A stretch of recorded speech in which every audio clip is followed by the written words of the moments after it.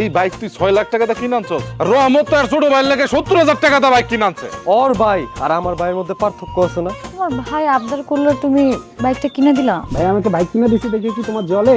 আরে না, আমার জ্বলবো কেন?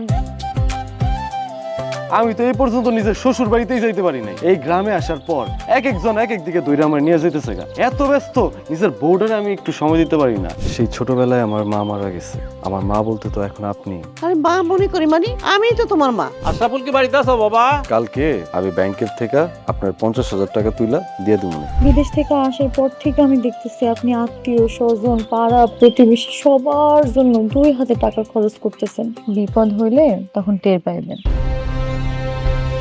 সর্বনাশ হয়ে গেছে, দুবাইয়ের ভিসা তো বন্ধ করে দিছে। কবে খুলবো, কি করবো না করবো কিচ্ছু বুঝতেছি না। তুমি বিদেশে যায় যদি টাকা না পাঠাও তাহলে সংসার চালামো কেমনে? আর তুমি যদি বাড়িতে থাকো তাহলে সংসারে খরচ বেড়ে যাবো না? বিদেশে থাকাকালীন কিছু জমি কিনছি না, দরকার পড়লে ওইখান থেকে একটা বিক্রি করে দিন। তুমি ওই জমি বিক্রি করবা মানে? ওই জমিতে আমারও হক আছে, আর এই জমি আমি কখনোই বিক্রি করতে দেবো না তোমারে।